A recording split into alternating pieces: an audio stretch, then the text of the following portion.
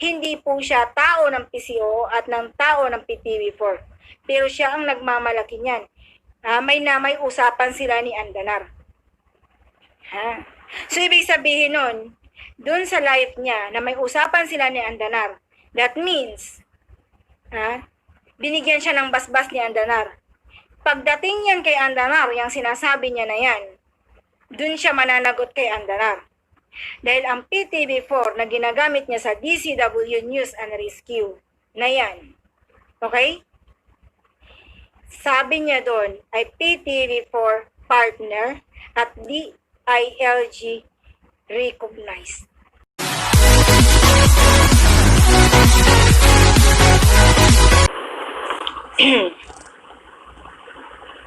Yan.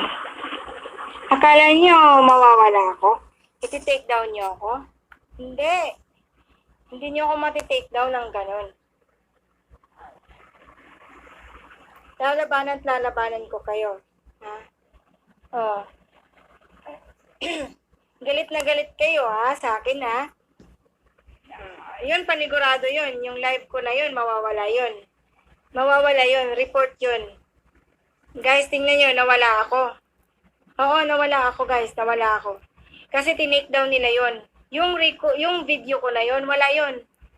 Share nyo agad yun. Sana makuha yun. Sana i-ano nyo. Sino yung i-ano nyo be? Ano yun yung muna yun? Saan ba yun si Kabis I-ano nyo muna yun, yung live ko. Yung kanina. Hindi share yun. Kasi nga, matitake down yun. Matulad yun ng April 1 na ginawa nila ni Baliko. Ang gawin nyo, yung live ko na yun, i-save nyo na. I-save nyo. Sino yun? Oo, nawala ako. Tinake down nila. Bigla lang nawala. Nag-disappear ako bigla.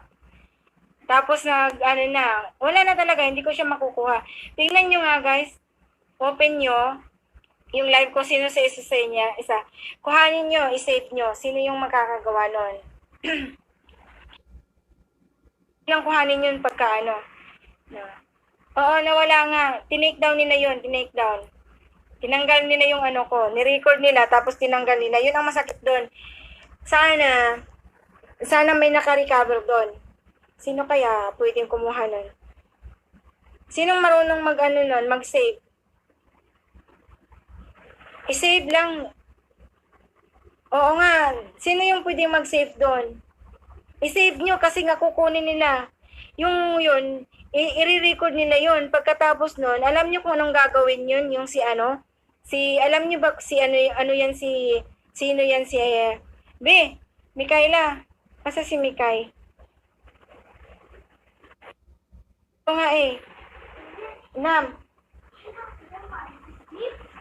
Flash. Kuya, may dakil. Speech na rin. May dakil ko. Kuya, ade. May dakil ko. May dakil. Sino? Ano fiya the mini vlog? May dakil. Speech na rin. May dakil. I-record nyo kaya yun. Ganun. Na-record na daw nila ni Norman Mangusin, ni Nico Mangusin. Ayan silang dalawa.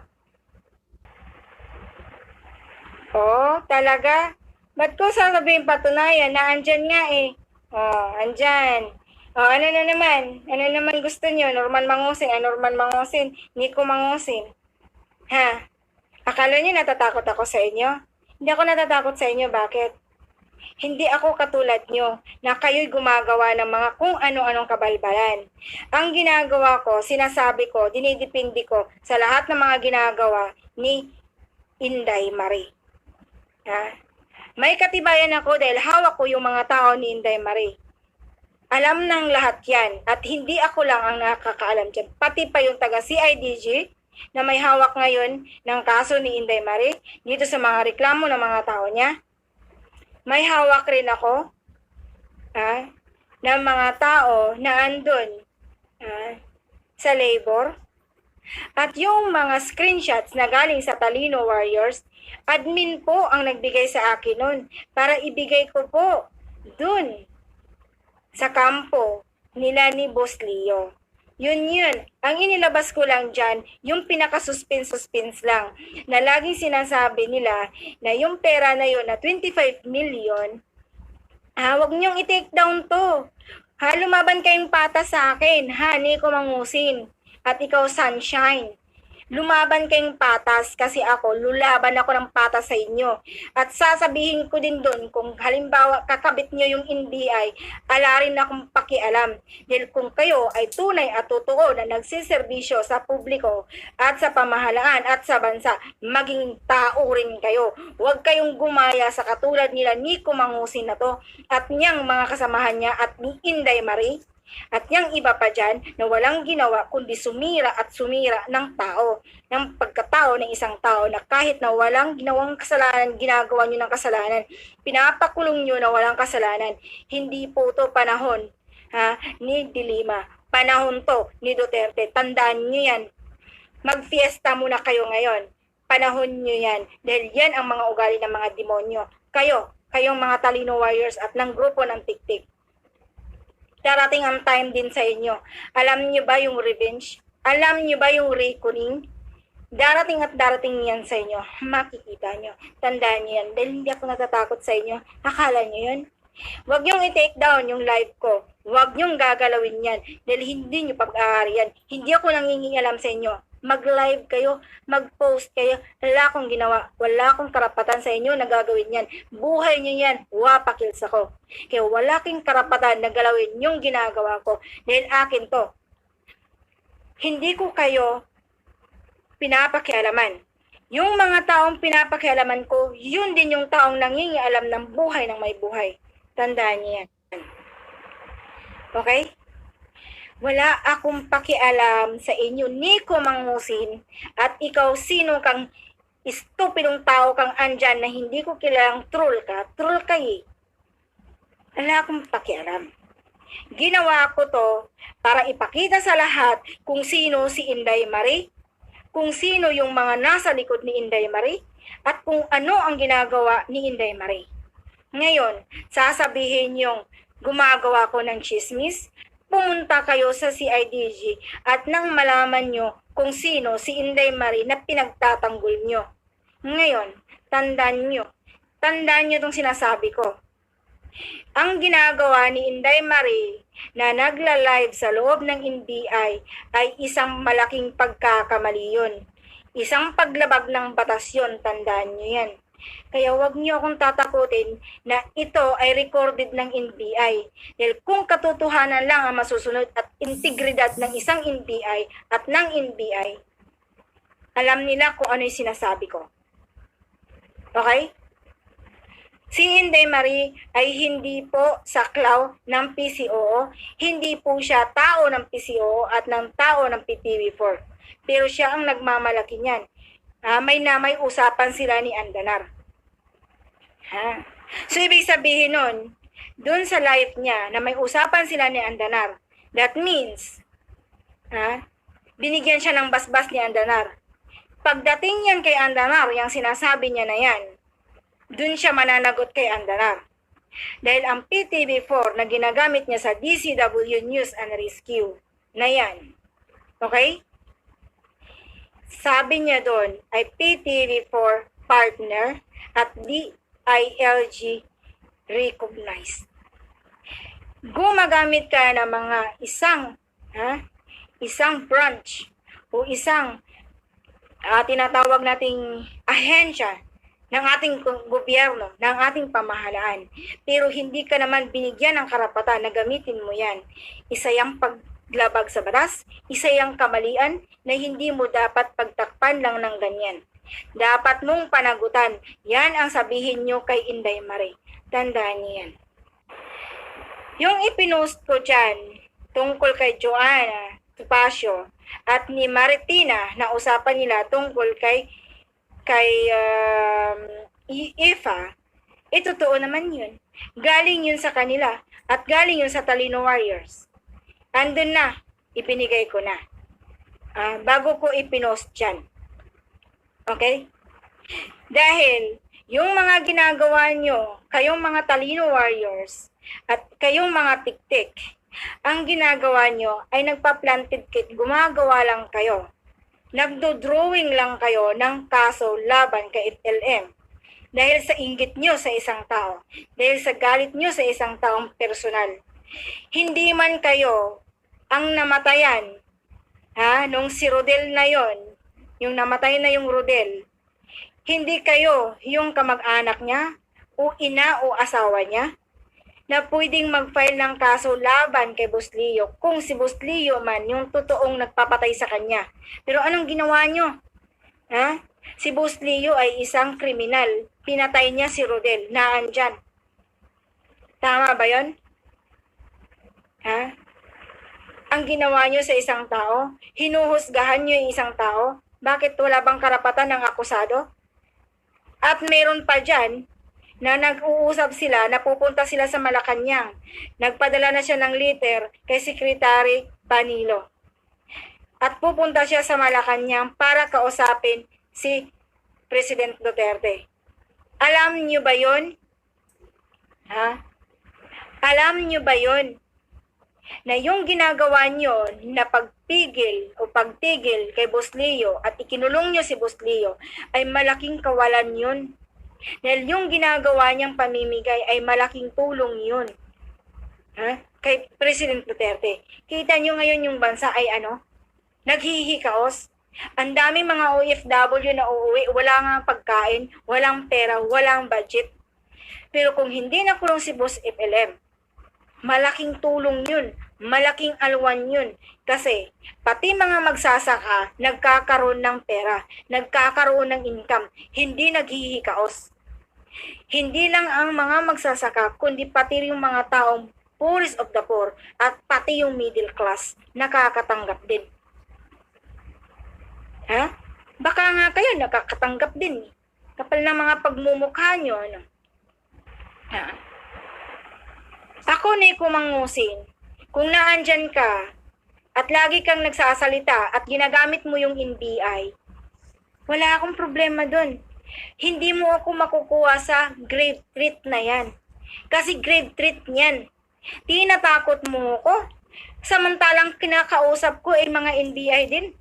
Samantalang yung tumutulong sa amin dito sa mga tao na niloko ni Inday Marie ay NBI din. CIDG din. At alam ng DOJ. Ngayon, ano na? Tapos sasabihin niyo sa akin, recorded ako ng NBI? Kahit i-record man ako ng NBI, kung wala namang libelous ang sinasabi ko, hindi naman ako kakasuhan. At kung kakasuhan man ako, haharapin ko yan. Ang importante ipinaglaban ko yung totoong prinsipyo, hindi katulad ng mga pinaggagawa nyo na nagpakulong kayo ng isang tao na walang katuturan nang dahil lang sa mga personal interest nyo. Tuwang-tuwa kayo dahil nakulong si FLM at naghihikao si President Duterte. Tuwang-tuwa si President Duterte nung panahon na namimigay si Boss Leo sa loob ng 2 buwan. Nung nandoon si Boss Leo sa NBI, tahimik si President Duterte. Dahil tahimik ang bansa, walang namimigay. Bakit kayo ba ni kumangusin? Kayo bang mga kasabwat nitong kaguluhang ito? Yung mga nangyayari kay FLM, namigay ba kayo? Anong naiambag nyo sa mga tao sa Pilipinas? Anong naiambag nyo sa mga kapwa ko Pilipino? Mayroon ba? Wala, di ba? Kahit nakakulong yung tao, kahit yung tao nasa NBI, nabibigay pa rin siya ng mga bigas. Marami pa rin nangihingi sa kanya ng tulong at nagpapadala ng sulat. Isipin nyo kung hindi ba sampal yun sa inyo? Huwag nyo kong pipersonalin dahil sanay na ako sa personal attack. Ang iniisip ko, yung mga kabansa ko, kung ano ang ginawa nyo sa isang tao na tumutulong lang. Wala akong pakialam kung sinurman mangusin siya. Before. Ngayon ay Francis Leo Marcos siya. Naging Francis Leo Marcos siya, pero in legal way. Legal yun na paraan. Dahil kung hindi man siya legal na ipinalitan ang pangalan niya bilang Francis Leo Marcos, hindi yan makakapunta kung saan sa ang bansa. Tandaan niyo yan. Kung yung mga gamit mo ay falsipikado, falsipikadong dokumento, at hindi yung totoong credentials na dala mo, makakapunta ka ba ng Amerika? Makakapunta ka ba ng Europe? Makakakuha ka ba ng visa kung mga falsificated yun na mga dokumento? Kayo wala kasi utak eh. Sinasabi niyo, papakita niyo sa akin, ilalatag yun ni Jar Balico sa akin. Sasabihin niyan sa akin ni Balico, yan yung passport niya. Yan si Norman Mangusin. Pinalitan niya yung passport niya. May kaso sa DFA kasi nagpapalit siya ng mga passport. Yan ang kabubuhan ng utak ni Balico. Once ang tao magpapalit ng passport at nakapunta at nakaalis sa isang bansa, lalo na sa bansa na napakahigpit, dadaan ka muna sa embassy ng bansa kung anong embassy sila doon. For example, American o US embassy, dadaan siya doon. Europe, sa mga European na mga embassy, dadaan siya doon. Kung ang passport niya ay falsifikado, hindi siya makakakuha ng visa at hindi siya makakaalis nun. Kung halimbawa man makakapasok siya sa airport, offload ang tawag niyan. Kung hindi, genuine o legit ang passport na dala niya. Bakit siya nakapunta sa ibang bansa? Bakit nakapunta siya sa mga lugar na stricto? Na hindi ka basta-basta makakakuha ng mga visa. Sige nga, utak nyo na lang pagganahin nyo. Paano kasi? Magaling lang kayo sa ganyan. Kasi mga crab mentality kayo. Alam nyo yun? Mga utak talangka kayo. Ayaw nyo yung taong nakatulong sa bansa dahil nauungusan kayo. Kayong tumulong. Kayong tumulong. Mananahimik ako. Ano? Ang sinasabi ko ay totoo. Kasi nga, hindi makakaalis yung isang tao kung falsifikado ang dokumento. Falsifikado yung kanyang birth certificate. Falsifikado yung kanyang passport. Yun lang. At yung mga babae naman niya na nasasabi ko, yung totoo naman din yun. Bakit? Ano hahabulin nyo? Katulad kay Christina. Norman Mangusin ang hahabulin niya. Nasaan si Norman Mangusin? Wala na si Norman Mangusin. Yung nandun na nakakulong, Francis Leo Marcos. Anong hahabulin ngayon? Yung wala naman silang anak. Ngayon, dito naman kay Hazel. Sino ang nagpakasal? Di ba si Hazel? Nagpakasal siya dun sa asawa niya at may 2 anak.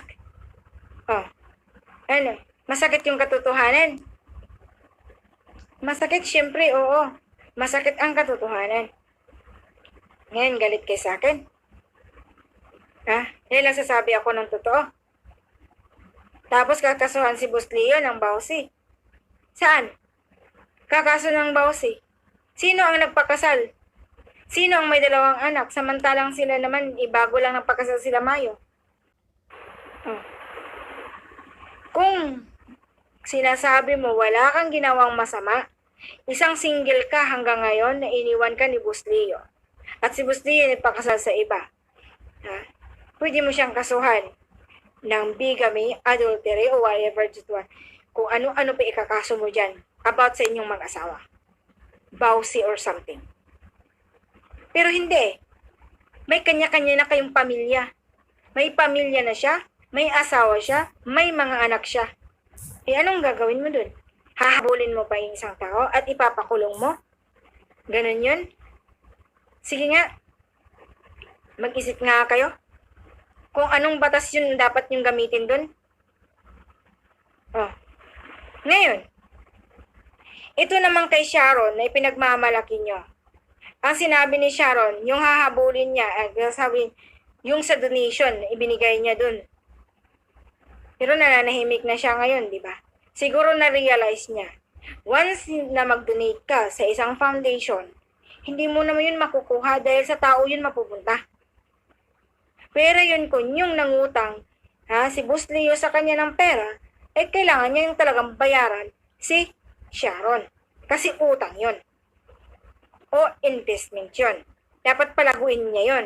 Dahil pag bumagsak yung investment na yon, katulad kay Marie, na nag-invest siya, nanguha siya ng mga investors, dahil gagawa siya ng sarili niyang ka-80 movers, yung tracking company niya, at yung King and Queen LTD niya, na cargo shipping lines, nangunguha siya ng investors, kailangan palaguin niya yon. At yung co-op na ginagawa nila, dapat palaguin niya yon.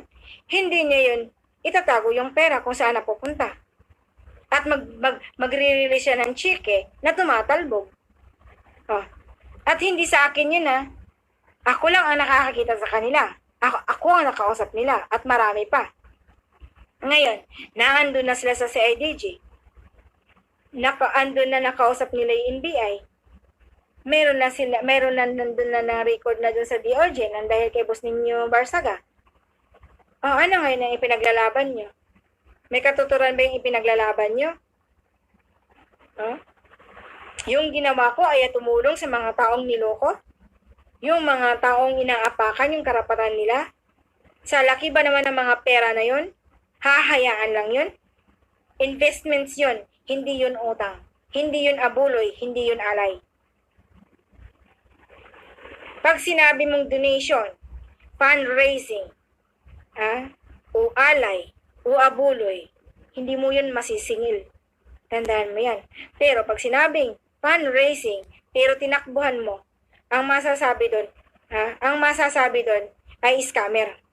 Yun ang scamming. Nagpa-fundraising ka para ibili ng t-shirt para sa bawat isa sa inyo, pero hindi naman pala binili ng t-shirt.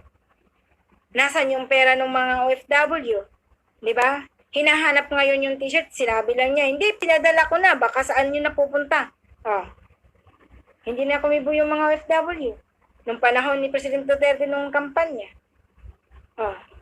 Nasaan yung pera napunta? Ganun lang yun. Yun yung mga totoo doon. Yun yung mga katotohanan na dapat niyang harapin. Dahil yun ang pagkakamali niya. Kaya huwag niyo akong tatakutin ng ganyan, Kayong mga bashers, kung ayaw niyong mabash, huwag kayong mambash. Ganun lang yun. Tingnan yung mga sarili niyo. Dahil yun yung totoo. Hindi naman ako natatakot kung ano yan. Kung ano kayo. Hindi ako natatakot dyan. Kung sino yung mga kakampi nyo, na lagi nyo sinasabi NBI. Kayo yung nagdadrag ng pangalan ng NBI. Hindi lahat ng NBI ay mga scalawags. May mga scalawags, yes. Pero, mas marami pa ring NBI na matitino. Yung NBI na alam ko, na sumusunod sa tamang batas.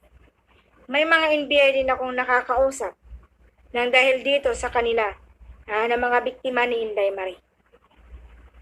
At yung NBI din na nagbigay sa akin nung nagpa-check ako doon sa sinabing ni Inday Marie na may warrant of arrest ako na existing.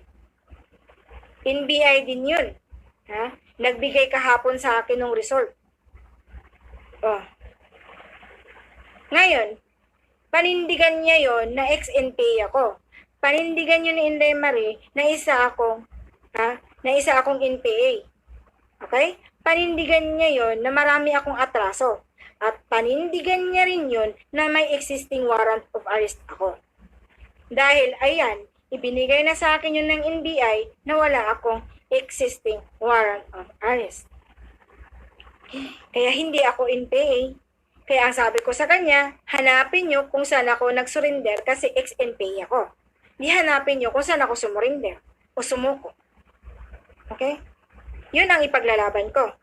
Dahil nilagay nyo sa risk ang buhay ng pamilya ko. O ano ngayon? Dapat di ko sasabihin to pero nasabi ko Kasi tinatakot nyo ako. Grave threat yun. Ginagamit nyo NBI. Alam nyo ba kung anong mangyayari sa inyo? Kung kayo'y mababaliktad niyan, na nagdagdrag kayo ng pangalan ng NBI, kayo lang din ang makakasuhan, hindi ako. Bakit? Katotohanan naman yung sinasabi ko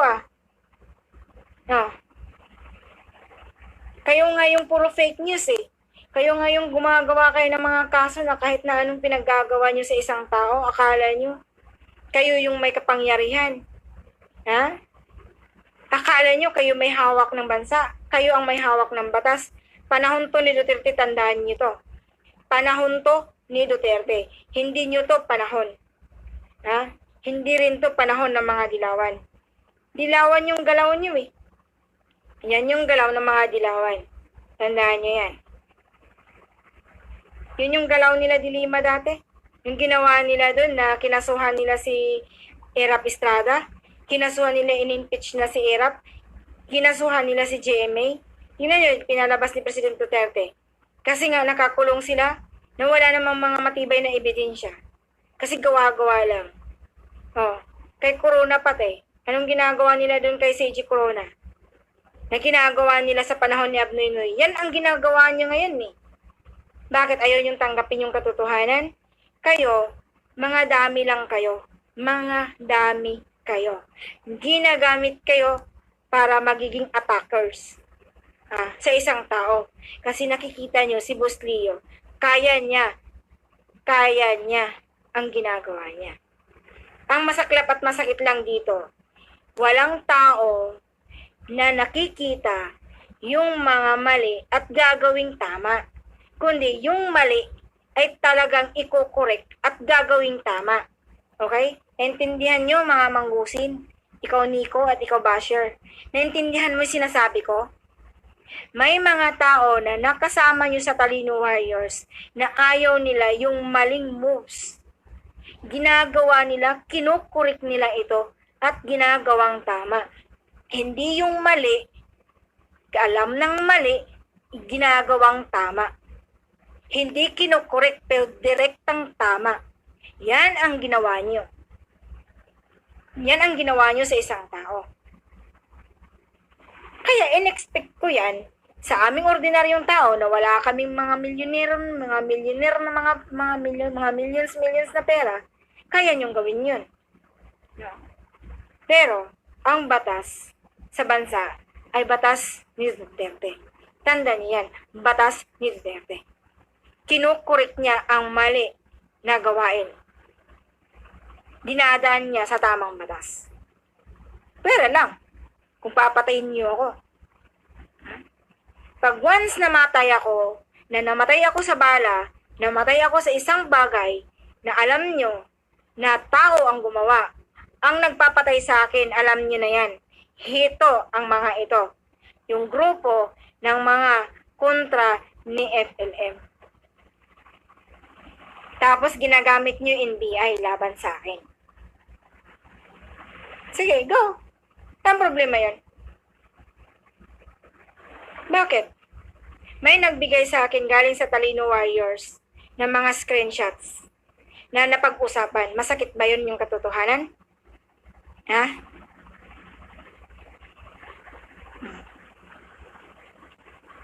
Yun.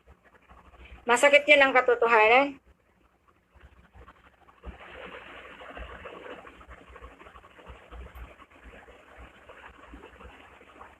Ganyan kasi kayo eh.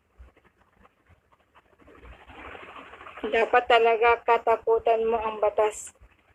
Bakit? Kayo ba may hawak ng batas? Ha?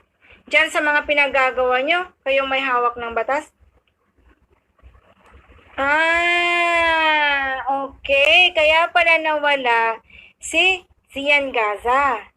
Okay, thank you Ma'am Austria. Zian Gaza, ikaw pala si Nico Mangusin. Okay. Okay. Tandaan mo to. May 3 warrant of arrest ka. Ngayon, Zian Gaza. O Nico Mangusin. Ha? Nagtago ka na.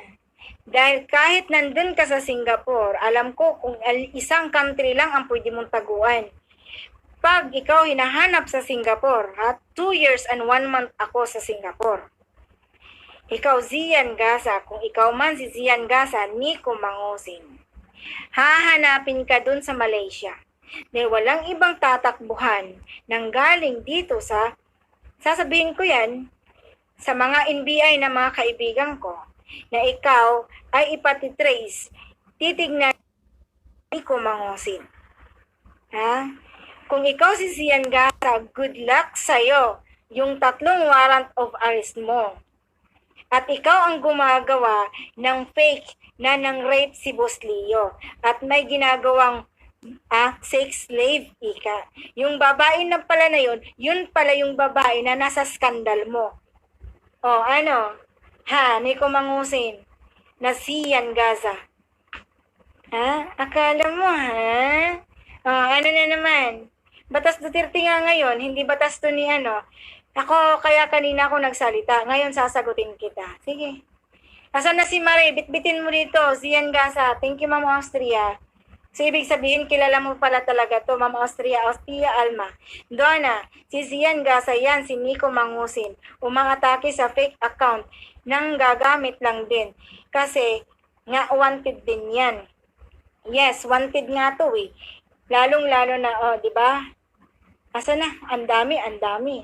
Zian Mangusin. Yun naman pala, ikaw pala si Zian Gasa eh. Tandaan mo to, Zian Gasa. O Nico Mangusin. Pag nalaman na ikaw, pag nalaman na ikaw si Zian Gasa, good luck na lang sa'yo. Oo, makukulong. Kulong nga, kasi nga ginawan nyo nga ng paraan, di ba? At maraming sinasabi na quarantine, 14 days, quarantine. Bakit? Di ba may quarantine, 14 days? So, hindi pa naman 14 days na ba? Bakit? Hindi ko mangusin, ay Zian Gasa. Siya nga pala. Ba't ka pala nagtatago? Sige nga, labas mga mukha mo. Post mo nga dyan. Pwede mo i-post dyan yung mukha mo. Sige nga. Ako ngayon, magsasabi sa'yo, kung ikaw pala ako wala naman kung pakialam kung si Nico Mangusin ka, kung sino kang Nico Mangusin. Bakit? Darating at darating yung, tingnan mo, paulit-ulit na lang, copy-paste mo. Oo, copy-paste na lang ang alam niya. Dahil wala siyang maa-attack sa akin. Ito lang sasabihin ko sa'yo, Nico Mangusin, na Zian Gasa. After 14 days, na quarantine ni Boss Leo, malalaman mo kung ano yung next move. Okay? Okay? Hayaan mo siya. Kung hindi yan si Zian Gasa, siya si Nico Mangusin. Hayaan mo si Nico Mangusin na yan. Pagdating niyan, bakit hindi nyo pinapaharap yung mga babae nyo? Bakit kailangan magtakip ng mukha at ayaw ipakita? Ano daw yun? Sige nga. Bakit ayaw nyo ipakita, Nico Mangusin? Nasaan na yung mga babae nyo? Anong sabi ni Inday Marie? Nagsusulisit sila, maghahanap sila ng pera para ipundo sa mga babae nyo. Yung tatayo doon para maging witness laban kay Boss Leo. Kasi nga, baka daw mag-back out. O ngayon, magkano iaambag mo doon? Sige nga. O, nasaan nyo? Tingnan nyo. Tinitake down talaga nila ako.